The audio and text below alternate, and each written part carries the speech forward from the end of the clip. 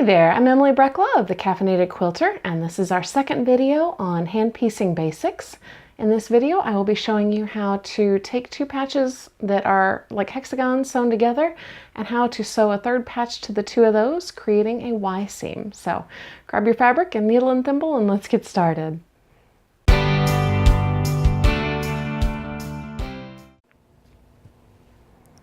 All right, let's tackle Y seams. For this demonstration, we have our two hexagons already sewn together from the previous video with this straight stitch. And what we're going to do is add this orange hexagon to the top of them. And you can see now why Y seams are called Y seams, because when those three hexagons come together, it makes a Y shape. And I have all my basic supplies. I have my thimble and my ring cutter to trim threads afterwards. I have my size 10 piecing needle. And again, I'm using contrasting thread just to make it easier for you to see the stitches. And I have my washi tape seam guide with my little super narrow washi tape just to help me eyeball that 1/4 inch seam. The first thing we're going to do is take the orange hexagon and lay it right sides together on top of the purple one. You can see I've got my little seam dots there. We're going to pick it up and make sure that the seam between the green and the purple hexagon is pushed out of the way. You don't want it right here underneath your orange one. You want it pushed out towards the green. Okay, we're going to line those up, and just like we did in the first video, put the needle down right in the dots. And we're going to take a tiny little stitch and anchor the thread.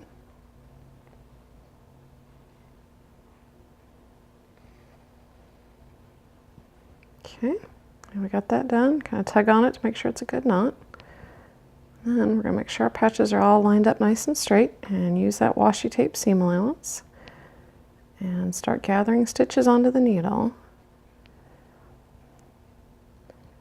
And I'm using 2-inch hexagons in this video, so you can get about 3 passes with the needle through on each of them. So here's our one little back stitch.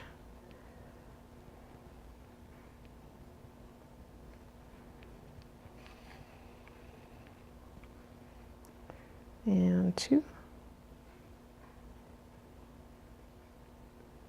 And as you're coming up to the seam, again, make sure that purple and green seam is out of your way. You want to put your needle down on that dot and put it right up against that seam, but you don't want to catch the green fabric. If you do, you'll end up having a stitch showing in your seam intersection when you're done. But you want to get it right up close to that seam allowance, because if it's too far away, then you'll have a gap. So it's kind of a bit of a balancing act. We're going to go ahead and anchor thread again. I like to anchor my thread at the end of every seam so that if I have to unpick something, I don't have to unpick all of it. So I got that seam, and that looks just like the first video. Now what we're going to do is pick up this orange piece and turn it, kind of pivot it around to where the next side of it is lined up with the green. And get that all nice and straight. And now what you're going to do is pull that purple and green seam and the purple and orange seam. Both of those need to kind of come out of your way. And you can hold them back in the seam allowance. And now to start this final one, you want to stick your needle right down where you left off when you made your knot. But you don't want to catch any of the seam allowances, and you'll be able to feel it if you do catch them.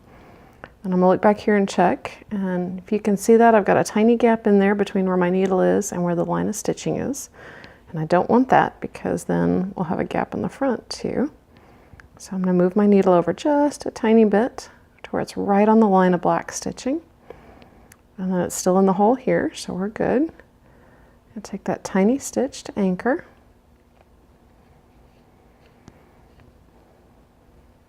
And that is the hardest part of the Y seam. That's the tricky part now. It looks just like it has when we've been sewing the straight seams.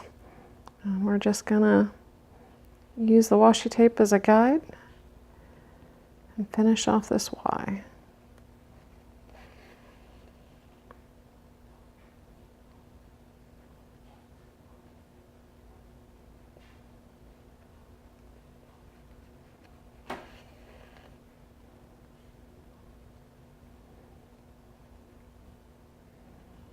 Once we get to the end, we're just going to come up in those dots again Check your work from the back.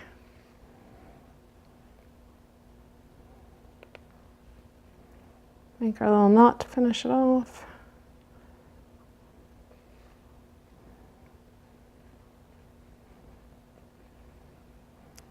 And trim thread.